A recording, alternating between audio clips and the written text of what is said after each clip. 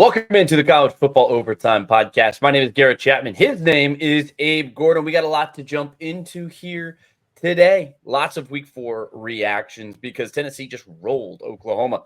Michigan pounds USC, and Utah won a thriller that may not have been quite as close as that score might have indicated. But we got tons to get into. Lots of crazy college football action right here on the College Football Overtime Podcast. While you're here, subscribe, like the video, follow along. We do this every single week. We have a lot of fun, and we hope you come along with us for the ride. The College Football Overtime Podcast twice a week. We got a lot to get into, Abe. But before we do all that, I gotta welcome you in, man. How you doing?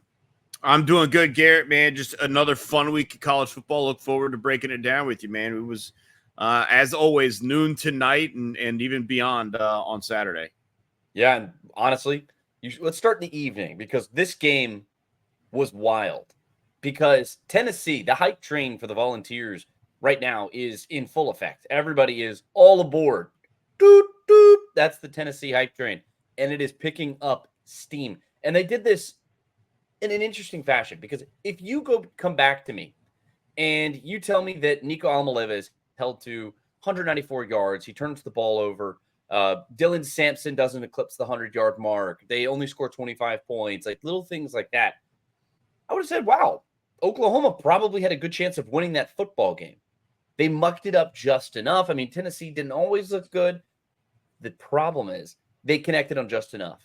They did what they were supposed to do. They won ugly, and they did it with dominating defense. I think that's really the biggest thing here. That's the story of this game. They had 3 sacks, 11 tackles for loss. You only allowed 31 yards rushing to Oklahoma, a team that we talked ad nauseum about it last week. When we were previewing this game, we said that they had to run the ball. That was huge. They had to find that rushing attack, and it just didn't happen. But they also forced a safety. Oklahoma's 3 of 15 on third down. All of this setup, it's all defense for Tennessee. And Nico does just enough to keep them in the game offensively. He connects on a couple of big plays. I think you have 3 plays of 25-plus yards in this game. But look, huge credit to Tennessee. They go on the road in the SEC. They get a 10-point win in a game that's a lot more dominating than that score might indicate. Well, we talk about what Tennessee had a couple of years ago with Hendon Hooker and what they were doing offensively until they ran into the Georgia Bulldogs that season. And the one thing they didn't have was a defense that traveled, a defense you trusted. And that's the complete opposite this year. This, until Nico develops, and look, he wasn't terrible. He wasn't bad. But he wasn't the reason they won either. And I think that's okay. We talked about that too for a freshman quarterback who's going on the road, SEC environment. Don't put the game on his shoulders if you don't have to. And Tennessee didn't. And they didn't have to because the defense is doing what they're doing. You mentioned the ability to stop the run. It starts there, especially when facing Oklahoma. But they turned Jackson Arnold over 3 times, an interception, and they forced 2 fumbles, which the Volunteers recovered. It was defense first for Tennessee. And being able to win in that manner while continuing to develop Nico. We did see some of the 5-star abilities, right? We did see a 66-yard touchdown there. Or say a 66-yard pass to Dante Thornton, who would later score a touchdown. We saw some of the big play ability from Nico. It's there. It's still going to develop, though. They started out the offense slowly. I think they're being careful on the road not to continue to let the Oklahoma crowd juice it up. But you mentioned it. The ability to stop the run game. And I felt that if Jackson Arnold was going to lead Oklahoma to a win, I mentioned it, he was going to have to play like Dylan Gabriel did a year ago against Texas. And it was nowhere close to that level. And I didn't really think it would be, but that was kind of like, if it's going to happen, this is how it has to happen.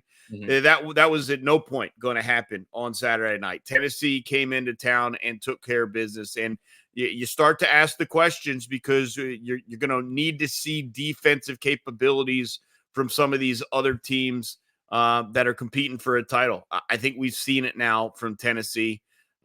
Maybe not against the most explosive offense we've ever seen, right? But they're in the discussion. And in the new AP poll, they jumped Ole Miss for a reason. Voters were impressed by the defensive performance on Saturday night. And I think you are returning to an era where you've got to have a defense to win national championships. There was a couple years in there where you could win with just a crazy high-powered offense. I think we're circling back to not necessarily led by the defense, but you have to have one to contend nowadays. Yeah, and I don't want to get too far off with that. I mean, like you need a competent defense. Maybe I don't think these teams the last couple of years who competed for and won national championships did it with bad defenses per se. They weren't the world beater defenses that we kind of got used to seeing in the 2010s and especially in the 2010s when you have the Alabama Crimson Tide and you have LSU and everybody else who's competing at a very high level in those areas. Like Clemson's another one of those types of teams. But they have the good enough type of defense. You're able to be opportunistic if you need to be. And Tennessee, you look down the schedule, it's very manageable. It's very manageable. Like you have Arkansas on the road on October 5th. You have Florida, then it's Alabama in a game that is going to be fascinating to watch. And you want to talk about if that secondary has really figured itself out, that is going to be a fantastic test. I mean, heck, don't sleep on Arkansas, an offense that can really pop. We saw what it's capable of doing at times when it gets in gear and really starts clicking. But then it's Kentucky, Mississippi State, and then it's Georgia. UTEP and Vandy finish off the slate. I'm not too worried about those for Tennessee, but it's basically Alabama and it's on the road at Georgia. Those are your two big games. And if you can split those, you're looking at an 11-1 potentially Tennessee team that could be rolling into Atlanta on the strength of that record. I would not be surprised. This was very impressive. It was very impressive. And I agree with you. And I was kind of alluding to the same thing. And it's not because they go in there and drop 60 points. That's one thing. That's fine. Like one of the best ways to knock a team off is just blitzkrieg them and score 50, 60, 70 points. It's hard to compete with that. It doesn't matter who it is. It's just sometimes you're able to keep the other team's able to spell that by keeping you off the field and dominating time of possession. Say again? That's the Ole Miss question. Yeah, that's exactly right. And Tennessee didn't want to be in line with that. Yeah, that's exactly right. So Ole Miss they have a slightly different model. I mean, like they have a little bit more. I mean, they're both talented in the pass rush. They have questions in the secondary, and they can score a lot of points on offense. It makes the top end of the SEC very interesting. Makes it very interesting. And I think Tennessee, they are pounding the door right now of trying to get into that upper echelon. We'll see, because coming up this weekend, there's one that's going to potentially decide a lot in the SEC, Georgia and Alabama on Saturday in Tuscaloosa. That's going to be a fascinating matchup. So another reason for you to subscribe and like this podcast, because we're going to be talking about that later on this week. But look, Tennessee, they did the things that they were supposed to do. But on the Oklahoma side, Jackson Arnold, I feel like he got a lot of the blame for this game, and he gets benched in this one. They're booing and doing everything else. He has some turnover issues. He's benched. Michael Hawkins comes in and spells him. There's a very legitimate quarterback controversy now in Norman, Oklahoma. But the offense as a whole was stagnant. The offense is, I cannot blame Jackson Arnold for a lot of the issues that offense is having. They were held to 98 total yards in the first half. 98 total yards. But it's not like he was getting any support. He had 31 yards on the ground. Nobody was running the ball. And when you have that, and then Tennessee's able to just pin their ears back and run after the passer and just blitz the passer, what do you expect this guy to do? No one's out there. His wide receivers aren't making plays. His offensive line isn't protecting him, and his rushing attack is nowhere to be found. Why does this fall at the feet of Jackson Arnold? It's just one of those situations where the quarterback takes a lot of the blame in wins and in losses, and that's kind of what it comes down to. Yeah, I mean, we've talked about it, and he's not the only one that we've talked about it with. We've referenced, at least I have, a very similar discussion with DJ Uiagalelei at Florida State. And look, he's not the reason for all of the offensive issues that Oklahoma had or for DJU that Florida State has, but he's also not the solution. He's not the answer there. At least he's, a young guy that maybe can grow. DJU is what he is, right, at this point in his career. But yeah, I said he was going to have to do all those crazy things that Dylan Gabriel did. He's not there. I think that's okay. But it's tough to know that you have this issue, especially as you make your first run through the SEC. It's probably not the last time it's going to come back to bite you if you're the Oklahoma Sooners over the course of the season. Yeah, and I got tons of questions now for Oklahoma. They enter a bye week before getting into Texas. I mean, that's going to be an interesting game. But we shall see. Oklahoma's got a tough road ahead as the SEC slate. Welcome to the Southeastern Conference, where it just means more. It's going to be a heck of an adjustment period for Oklahoma, because the going gets no easier. But another team that had a welcome to your new conference, welcome to your new reality of the Michigan Wolverines and the USC Trojans. Michigan, they overcome a blown 14-0 deficit in the first half and 2 fumbles in the second half en route to their 26th consecutive Big Ten win. That's a program record. And look, we talked about this when we were previewing all of these games. Michigan and USC was a battle between style of play. Who is going to win that battle? Michigan, 290 yards on the ground. Alex Orji only has 32 yards passing. 32 yards. He said after the game, he's like, I can throw for 1,000,000 yards, but if we lose, I'll still be sad. Yeah. Well, you have a converted defensive back in Khalil Mullings. He was a force. 159 yards on the ground, 2 touchdowns for him. Donovan Edwards was a beast. He was just consistent. 290 yards on the ground. It's just unbelievable. But it's also on the other hand, it's Danton Lynn. He's got this defense playing well. I mean, you look at that score line and it says that that's a fine result, but 290 yards on the ground, that's brutal. USC has now realized they have a little bit more work they have to do on defense.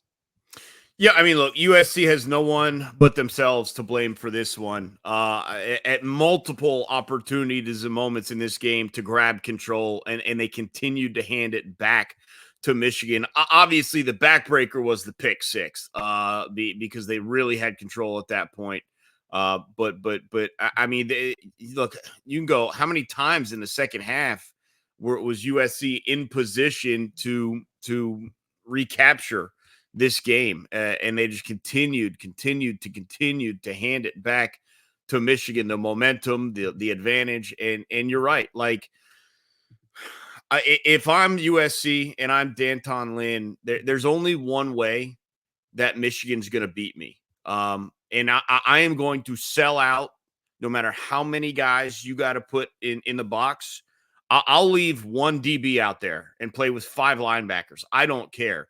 They're not beating me without Alex Orji throwing the ball. They're just not. And I will go so far to the extreme to make sure that's not how they beat me. It would be irresponsible as a defensive coordinator. Like, that's the level that you have to have when Michigan has only one thing they can do.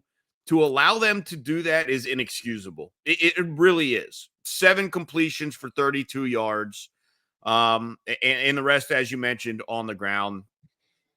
Poor tackling in moments. Gave up a ton of extra yards as well.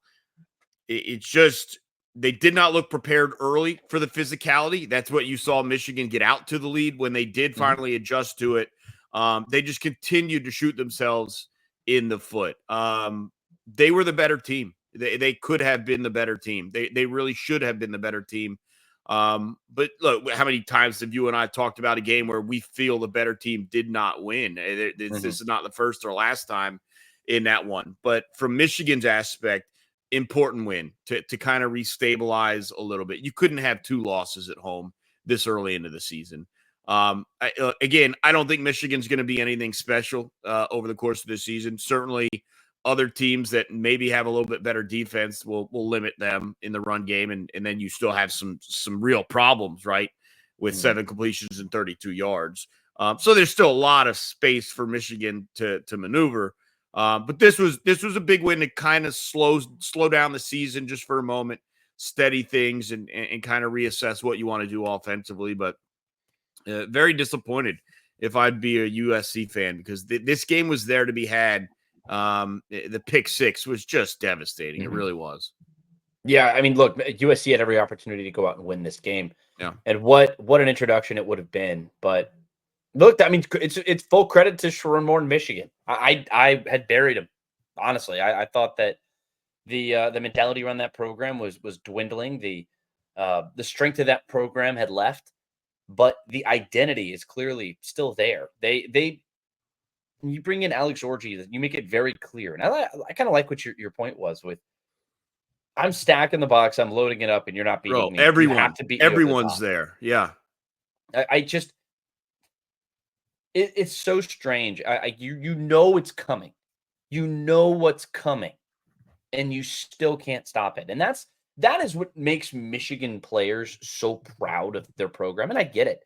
I mean, Alabama and I say Alabama in its heyday. It's still in its heyday. But Alabama back in like those 2010s, you always knew that they were just going to turn around and hand the ball to Trent Richardson or to Derrick Henry or whoever else, and they knew that you still couldn't stop it. You go back to the 90s with what Nebraska was able to do. Like that is an identity. It's at the core of who teams are. That is what they do. That is their lifeblood, and that is the Michigan program right now. They don't give a damn about the forward pass. They don't give a damn. They just want to turn around and run the ball. And I loved that. I loved seeing that. It's gritty, it's tough, but USC had every opportunity to go win this game. And ultimately, you have to make the plays when they matter most. You don't get the plays on the goal line. You don't get the plays and you throw the pick six. I mean, like that's it. That's the difference in this game. I mean, we talk about another game that happened over the weekend. It's Georgia Tech and Louisville. Georgia Tech had every opportunity to go win the football game. But when you shoot yourself in the kneecaps as many times as you do, you deserve to lose. You deserve to lose. And that's kind of very similar to a couple of games that you saw over the course of the weekend. Great teams find ways to win. Not great teams, just average teams, they find new and creative ways to lose. That's the difference between good and great. Good teams win, great teams win, even if they're not at their best. In Michigan, they weren't at their best, I don't think, but they were at their core. This is their identity. This is what they want to do. Run the ball, pound the rock. You can't stop it. Line up and try. And that's what they did. And I loved that for Michigan. Sherman Moore, honestly, pat yourself on the back. Yeah, it really was an important win to stabilize things for him. It's one you really, because man, if you go to 2-2 with both losses at home, that is a rough pill to swallow. And we knew they would have. We knew Michigan's not the team they were last year, but if you had 2 losses at home already, it's a totally different discussion. So, big one for them for sure. It's huge. It's huge. The only of the big 3 matchups, of the ones that like really, really critical matchups as far as the welcome to your new reality, the only one who won are the Utah Utes. They dominated Oklahoma State for the most part. It doesn't look like that on the scoreboard because Oklahoma State did mount a bit of a comeback in this one. But you look at the time of possession battle in this game, and it's just so woefully in favor of Utah's 42 minutes to 17. Oklahoma State was not able to sustain any success whatsoever on the ground. Alan Bowman eventually benched in this game in the first half. He comes back out in the fourth quarter, and he actually plays a good bit better. But what in the world? I think we have a missing poster. It's up all over the state of Oklahoma. Where is Ollie Gordon? What's going on here? 11 carries for 42 yards for him on the ground. He has 3 catches for 16 yards in the air. But this offense, we said it all offseason. We previewed the Big 12. We said this offense is going to go as Ollie Gordon does. There's a reason they scored 19 points, and there's a reason 16 of those were held till the fourth quarter. They had 3 points through the first 3 quarters of this game. It was just complete and total domination for Utah, who was playing, mind you, without their starting quarterback.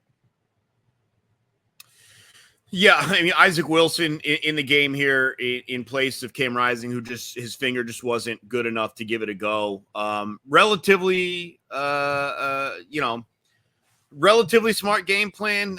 They put the ball in danger too many times. Isaac Wilson did throw 2 interceptions, but Alan Bowman matched him with the 2 of his own. And I mentioned that to you previously. I think the run game for Utah, the defense for Utah, even without Cam Rising, was going to travel and going to be enough. You got Micah Bernard, $182 in this one. And as you mentioned, on the contrary, Ollie Gordon was relatively invisible. And it was 22-3. You mentioned it with 6 minutes left in the fourth quarter. This game was 22-3. So certainly the 2 touchdowns late in the fourth quarter made this one a little bit easier to stomach for Oklahoma State fans. But don't get it twisted. This was complete domination. And to me, it just shows me if Cam Rising can get back and play for Utah, I just don't know how close we need to consider them in that debate. This was incredibly impressive. Again, they gave up 16 points in the last 5.5 minutes. Sure.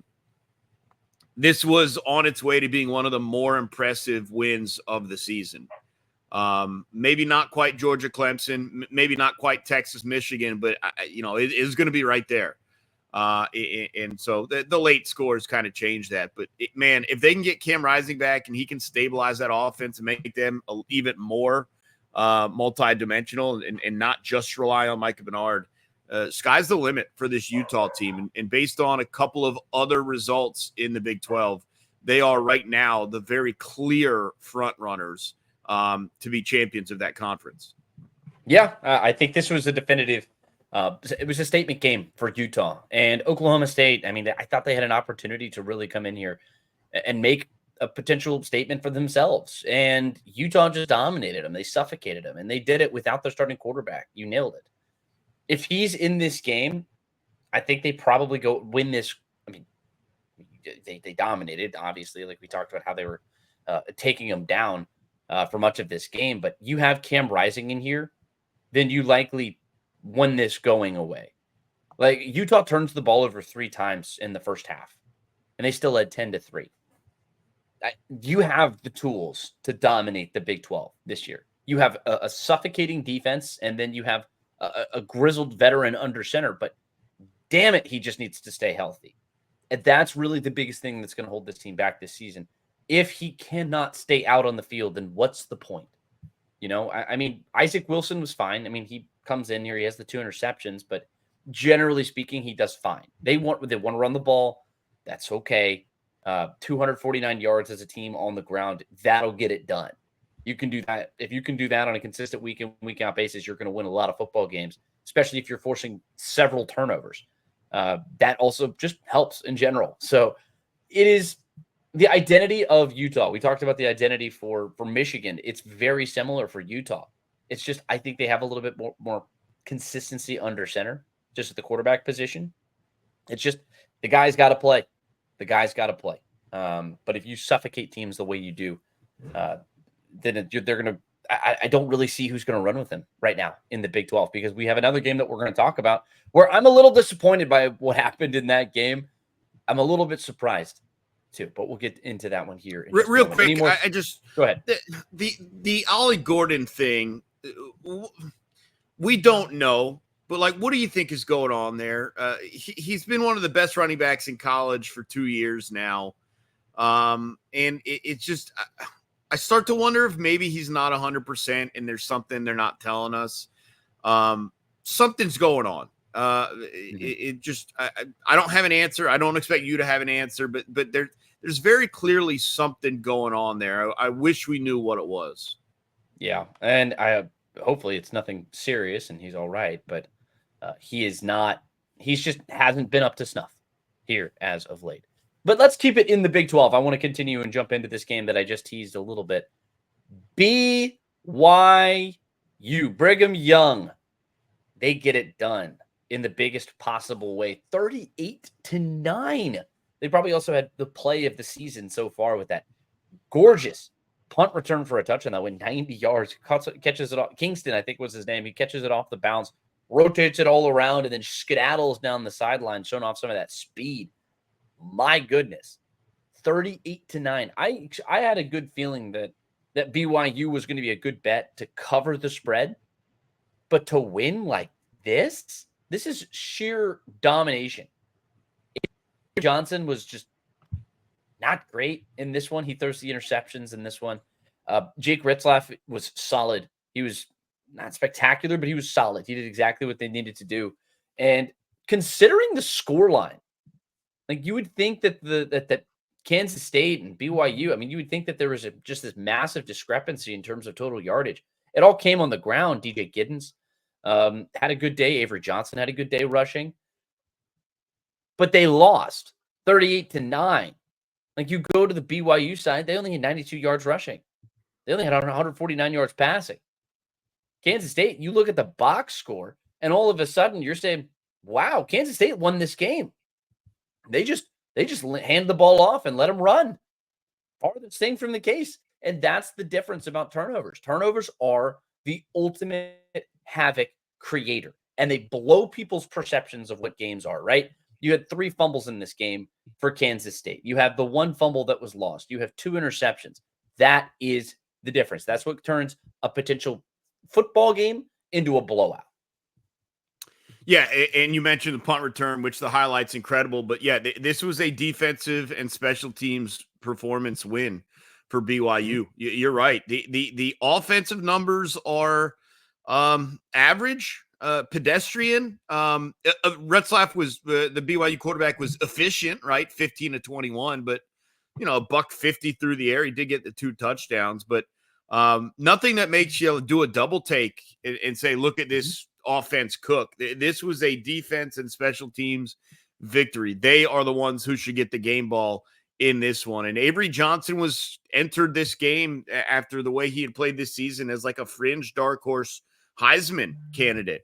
You can kiss that one goodbye, obviously. And a lot of people have been talking a lot of trash in regards to Will Howard and Avery Johnson, and this is why Howard decided to leave, and this and that, and it's not always greener on the other side. I think we've seen that with Dylan Gabriel now and Jackson Arnold, and a little bit here with Avery Johnson. And so this was an eye opener, Garrett.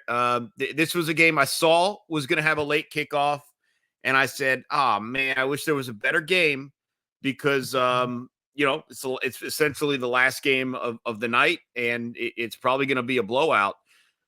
Well, it was a blowout, but not the way that we necessarily expected it to be, and a huge step back for Kansas State. And on a night where you were potentially setting up a massive Week 5 game between Kansas State and Oklahoma State, both teams now coming off of losses.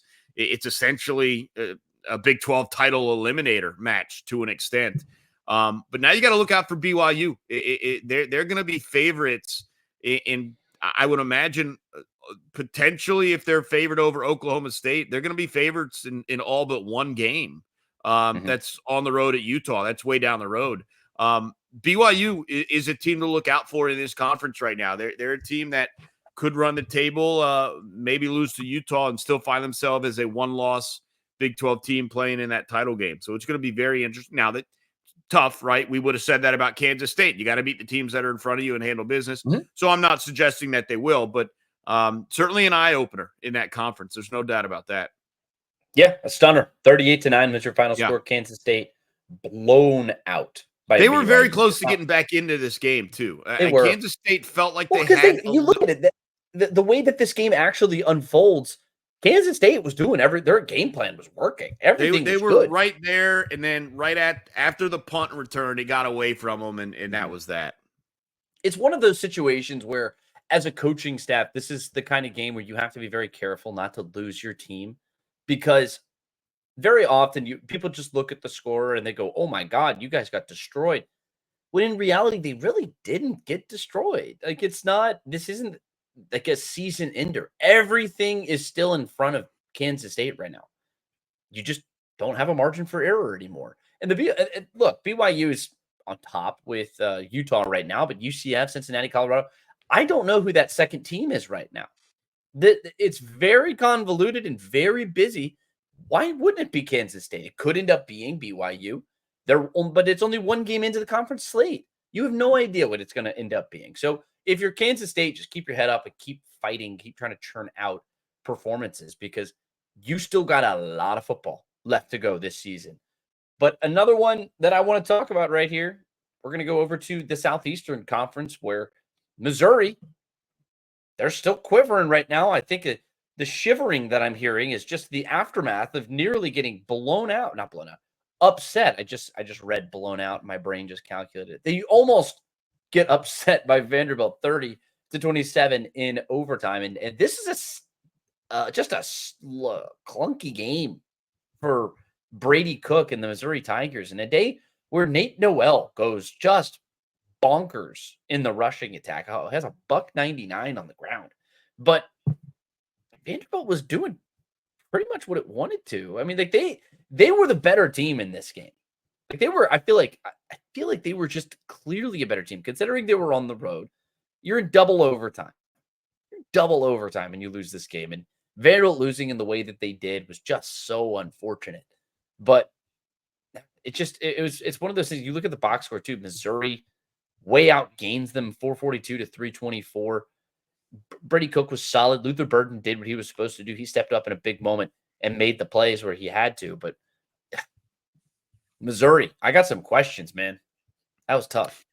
Yeah, it's interesting. You look at the box score, and we try and I didn't have to look at the box score. I was watching the game, but you go back and try and like really decipher, like, all right, why were they able to stay in this game? What worked for them? And it's nothing in particular. Like they were okay on third downs.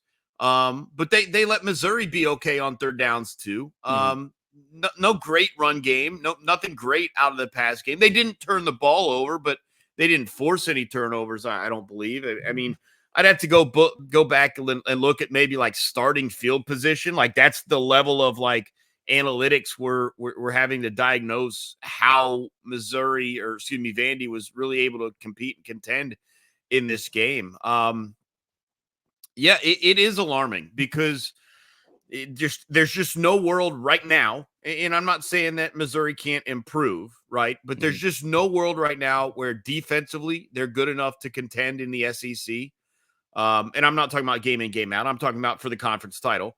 And quite frankly, offensively is the same question. I had said before the game, the one thing I want to see is explosiveness out of Missouri. This is a game where it took them a touchdown in overtime to hit the 30 mark. I mean, they weren't there in regulation. It's just not impressive enough. And so for me, yeah, a lot of questions, like you said. And the first one is, where are the holes for Missouri, and how do you plug those? Because you got a lot stiffer competition than Vanderbilt coming up in the not too distant future. Yeah, and when I was watching this game, it's just Vanderbilt looks pretty competent. It's I know you. tough to say because of how they've looked in recent years, but they do look Yeah, competent, and that's not the biggest compliment to say they're I don't mean it as an competent, insult either. but you don't, Yeah. and that's. Look, man, like there's long been, and this is what I'd said Oklahoma and Texas we're going to have to get used to, is like the teams that aren't great can still come up and get you on a given week. I don't know if that was the case previously in the Big 12, but No, teams not like really. Vanderbilt and it can play and look like this against one of the top teams in the SEC. That's a good statement for the program. And I know it's a loss, but it's been a weird season for Clark Lee. A couple good wins, a couple bad losses. And with him kind of floating around on the hot seat, very tough to figure out exactly what the plan is. But I thought they performed admirably in this one. You're right. Yeah, I mean, hats off to him. I mean, that's the thing. I'm looking up and down. I mean, when I was watching this game, because I missed the first half, but I was able to tune in for the second half and follow in just because Vanderbilt was making the game, and I'm like, let's go! Like, come on. I love a little bit of chaos in my life, and like that's the thing. It's like the more I watched them play, it was just a steady football game. Like there And you wasn't kept any waiting. one thing. Missouri had opportunities to separate, and you kept Yeah. waiting for that to happen. And Vanderbilt stood in there and kept fighting and would not let them get out of their grasp. And eventually they were right there with them when all was said and done. No doubt. Yeah, but for a team that you figured would be the first casualty of the head coaching ranks with Clark Lee, they've been good. Yeah. Like I don't think he's maybe, I mean, they can still bottom out. You still have a long way to go for the rest of this season. I'm not trying to make any proclamations for the remainder of the season, but look, if he keeps playing like this and he gets this team ready to go, I understand you have a loss to Georgia State. It may or may not end up being as ugly as the jury's still out on that loss. Let's just put it that way. The rest of the schedule, though, if you just continue to play well, I don't see how he doesn't keep his job. I'd make sure he does that. His team's playing well, and they seem bought in. But on the other hand, like I want to bring it back to Missouri real quick before we move on. The road gets tougher here coming up. You have Texas A&M in your next matchup. You have the bye week, but I feel like it's coming at a great time. Texas A&M in 2 weeks. Then it's UMass, not so bad. Auburn, Alabama, Oklahoma. That's your tough stretch. But that's the thing. You have a couple games that might come up and bite you, like Arkansas or South Carolina on the road. But there's a very realistic chance that you are in pretty fine condition. You got the win. This is another one of those things where I was talking about Kansas State. They got blown out in that game, but it still only counts as one, right? And they still, with the lacks of divisions, those tiebreakers don't matter quite as much. Like there is that little edge where, like, if you lose to an SEC East opponent, then you need them to lose 2 games now, and it kind of screws up everything. With the lack of divisions, you don't have to worry about that anymore. So in this instance, you still got the win. Everything is still in front of you. They're doing just fine. They're doing just fine. Did you have any other thoughts before we move on, my man? Nope, you got it. All right, man. Let's go to one that we talked about briefly on Saturday on our show, college football game time. Illinois outlasting Nebraska. Dylan Raiola was solid in this one. He wasn't necessarily spectacular, I would say. You could see some of the freshman moments coming to a head, but that's to be expected from a true freshman quarterback, but playing in a top 25 matchup. That's just sort of the case. But on the other hand, Luke Altmaier, he looks like a grizzled veteran. 4 touchdown passes for him in this one. He looked fantastic. Abe, what do you thought, man? Yeah, I did think Raiola looked pretty good, but it just the team surrounding him is just not up to snuff just yet, and I think that's okay. I also think you've got a situation at Illinois where Brett Bielema is historically just tough, man. Like it's just tough to knock off, and he proved it once again.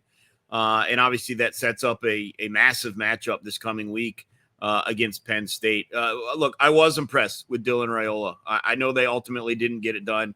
The one interception that he did throw, probably also could have been a touchdown catch. I mean, it was 2 guys fighting for it in the end zone. So a lot of good from Nebraska. Obviously frustrating to lose, but still impressive. Yeah, I mean, and ultimately in the Big Ten, you're trying to look for that second tier. That second tier doesn't have a fleshed out identity yet. I don't know who else is in there. And I mean, like you have your 1As, which is just Ohio State, and we assume Oregon's going to be in that classification too. They've kind of righted the ship just a little bit. And then you get in Michigan's like definitely still in there. USC was trying to push their way in there. Penn State's trying to push their way in there. But then below that next level, what I feel like really differentiates the SEC specifically from the rest of the country in terms of top to bottom talent is that really fleshed out layer right there. These are 2 teams as of right now that very easily could be in that tier. The Big Ten I felt like was lacking in that regard. You have Iowa, I guess, would be one of those teams sort of theoretically, but like Minnesota, not really. I mean, Rutgers, not really. I mean, there's just seems to be that hole right there. Like whenever these teams would line up and go play one of those teams in the top tier, there's just no chance. And they, generally speaking, they get boat raced and sent off the field packing, and look, I mean, you still have your SEC teams that do that to opponents. And I'm not saying that that's not the case, but you just need to build out that layer. And I think both of these teams showed that they're getting closer to that level. In Illinois, I love what you said. Brett Bielema on these stages, man, he's just a tough out. He's a great coach. He's got these guys ready to go. But big growth moment for Matt Rule's program. Dylan Raiola, I think he got better. And I think that's ultimately better for Nebraska as a whole. But one team that definitely did not get better, North Carolina.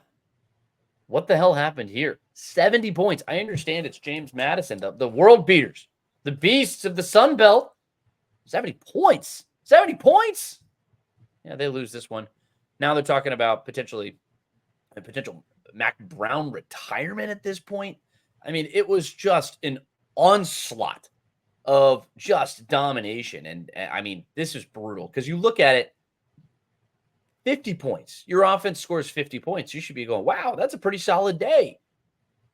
But when you have the James Madison passing attack going on for 388 yards and 5 touchdowns, when they rush also for 223 yards, that's about as nightmarish of a situation as you could possibly have. This is a disaster. And Mac Brown, I mean, this is his third loss by double digits to a team who he was favored against by double digits. That's inexcusable. Like, you cannot do those things. And I understand North Carolina's had some talented players. They all came through. And, I mean, they had some high highs. But these low lows, man, they are brutal to watch. Well, a couple things are frustrating about this. Obviously, the loss is unacceptable. James Madison is a good team, but you got to be better than this. There's no denying that. And tough day all around. The offense got it done, but the offense also cost them a couple of touchdowns with 5 turnovers. The defense, there's not much more you could say, except I guess hopefully the offense can put you in some better situations at times. The most frustrating aspect to this was the misrepresentation and the misreporting of what happened in the locker room afterwards, though, in regards to Mac Brown. And look, Mac Brown is 73 years old. This is probably his last season, would be my guess, especially based on the reports of the discussion in the locker room. But Mac Brown did not say he was resigning. He did not tender a letter to the school's AD. He had a fair and open discussion with his players, and offered a change if they had lost faith in him. And to a man, they defended him. They took it upon themselves. They took blame on themselves and not him. And so the initial reports coming out of the locker room, I thought were very unfair and quite frankly damaging to Mac Brown, one of the true legends of this sport. And so again, you know how it is, Garrett, right? The race to be first and just I just want everyone to know the context of those discussions, and maybe they were overheard from the locker room, maybe they weren't. But I think we all need to be fair about a discussion a coach was having with his players in an emotional and frustrating moment, and be understanding of that moment. And it was difficult to sit there and watch as further reports came out to see just how poorly misrepresented it was at the initial stages. Yeah, and it was just sort of I think it was a rush to judgment of sorts. Yeah, of course. And, yeah. But it doesn't change the fact that James Madison just laid it on you. And I mean, this is just a theme for North Carolina, just falling asleep at the wheel and letting these sorts of things happen, because this wasn't this kind of game where they just sort of snuck up to 70, right, Abe? Like this was 53-21 at halftime. Yeah. This was an obliteration. The game was over in the second quarter. Done. I mean, it is about as humiliating of a performance as I have seen. And I mean, you're spending the entire second half basically in a 2-minute offense. And you're able to battle back and make it a contest where, in the sense that you only lost by 3 touchdowns. But I mean, I don't know what the avenue is for Mac Brown anymore. And I'm not saying this, I'm not advocating for him to retire or anything else like that, or even that he should be fired necessarily. It's just, this has been a trend for him. This was a trend for him when he was at the end at Texas. This was a trend for him ever since he's been at North Carolina. He's got that program back to some level of relevancy, but these are the types of performances that derail an entire season. They derail a program.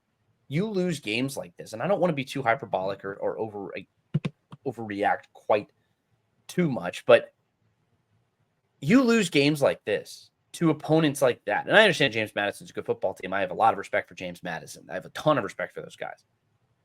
You lose a game like this and you lose the locker room, you lose your players.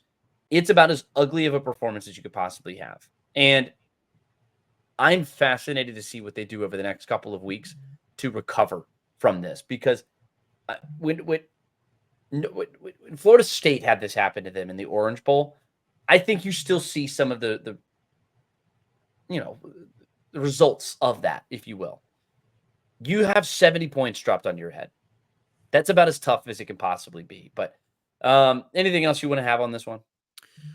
No, it'll be interesting to see the path forward, how they respond, stuff like that. I think they got a rivalry game against Duke coming up, so We'll see. We'll see. Moving into our last quick rapid fires, Colorado. Colorado, the Buffaloes done Baylor at the buzzer, 38-31 in overtime. Our third overtime matchup of the weekend that we're talking about here. Shout out to Shedeur Sanders. He made just an unbelievable throw. Travis Hunter shines again in this one, but I still have some question marks about Colorado as a whole. I want to see them run the ball a little bit better. I thought Baylor was the better team in this game for much of the game, but Colorado stepping up in the big moment, you got to give them a credit for that. Oh, look, Baylor had an opportunity to bury this game and miss the field goal, and that opened the door. And Colorado had a couple of openings, and obviously you've got to finish out the game. And then in overtime, I'll get to Travis Hunter in just a moment, but you obviously can't be loose with the ball at the goal line. I think that's understandable as well. So Baylor's got no one to blame but themselves, and you certainly have to credit on a separate timeline. Credit Colorado for the fight, for the big plays, for not giving it up, all that stuff. Travis Hunter. I think we kind of came to a realization, and I don't want to take credit for it. It was Andy and Randy on the show on Monday that kind of had a mention of this. The thing that makes Travis Hunter special and different, and that dude, or as the kids say now today, him, the thing that makes that guy incredible isn't the skill set. It isn't the athletic ability that is so rare to be playing on both sides of the ball. It isn't the motor that allows him to miss, I don't know, a single digit number of plays throughout the game on either side. The thing that makes Travis Hunter what he is the fact that he's the hardest working player on the field. And I don't think you can lose sight of how rare that is in today's game. The fact that he makes game-winning plays on both sides of the ball multiple weeks already over the course of this season, it just showcases that guy. It's incredible to watch, and I didn't really watch Charles Woodson. Even Champ Bailey I was a little too young for them. But I don't care ultimately how good Colorado is or isn't. Being able to watch Travis Hunter do what he's doing on both sides of the ball is really, really important. Something we probably won't see again for a long time. But the fact that he doesn't let his fame or his skill set or his NFL draft stock go to his head, and he just simply busts ass every single play of the game. It's incredible to watch, man. It's what makes him different than everyone else. Yeah. Travis Hunter is special, and it's special, like you said, because he busts his ass and he earns every ounce of it. I mean, he goes both ways, and when you're able to do what he does, it's not normal. And huge credit to Deion Sanders in that program, because I pretty much gave up on them as a program, and I thought that the wrong team was favored in this game. But very resilient win in a game that they showed me something that I hadn't seen from Colorado yet. And what you're able to do in that second half, you're down 24-17, and it felt like it was Baylor's game. Things had just sort of cut their way more times than not. And then you have the opportunity to win it, and they leave the door open, and you just kick it down, and you do it on the last second, and then you go back and you respond in overtime. And it was something that we hadn't seen necessarily from Colorado this season. And I was impressed. It was a great game. It was a fun game to watch. And I mean, truly great game from Shedeur Sanders and company, because he also stayed clean relatively. He didn't turn the ball over in this one. And it wasn't something where he lost the game, because that's what happened at Nebraska is they gave the game away. And they didn't do that in this one, even though they played from behind and they rallied. It was resilient. That's really just the best way to describe it. But Abe, we have come to our week 4 shout-outs. What you got, man? I'll let you go first. Yeah, I'm going special here, special teams here, big dog. A couple of kickers that I want to point out. Nico Grammatica from the Kicking Grammaticas down there at South Florida, a true freshman, nailed, I believe, a 58-yarder, may have been 57. I think 58-yarder, and then also a 51-yarder. I think he's first true freshman to nail 2 of 50-plus yards in one game. Yeah, I'd have to look because they used a different kicker on shorter attempts. So he may just be the big boot guy there, but nailing 2 of those, very impressive. But my man up at Temple, Maddox Trujillo, says, I'm not impressed with 57, 58 yards. He goes on to boot a 64-yard field goal to end the first half in Temple's win over Utah State. It's a new, Lincoln Financial Field, whatever they call that stadium. Obviously, the Eagles play there. It's a new stadium record now held by Maddox Trujillo of Temple. So congrats to both of those gentlemen. How about Cade Klubnik? Everybody thought the book was out and the story was written, but turns out it was just the first chapter. This guy has gone buku in the last 2 games. He had buku. Can you use that in a sentence, please? Is there a language of origin on that? Buku. He went crazy. It was awesome. And this guy just went nuts. 7 touchdowns against App State last week. We were like, well, that might just be an anomaly. Where did that come from? And then he does it again. NC State, 3 touchdowns through the air, added another 55-yard touchdown run. How about the Clemson offense? Garrett Riley and Cade Klubnik feel like they have figured something out. They were leading this game 59-14. They obliterated NC State. We knew the defense was good. The defense, I didn't really have a lot of questions, but it was just an annihilation. 45-7 at halftime, 28-0 at the end of the first quarter. This is the Clemson that we got used to seeing. This was Clemson when Trevor Lawrence was there in 2018 and 2019, and then they were just cooking teams. That is what I expected them to do just in the ACC play. Now they're doing it again. And that all comes back to Cade Klubnik. What he has been able to do, he's playing with confidence. And when you have a program that has been struggling at the quarterback position like they have over the last couple of years in the wake of Trevor Lawrence moving on to the NFL, like 4 years ago, Cade Klubnik, 16-24 in this one, 209 yards, 3 touchdowns.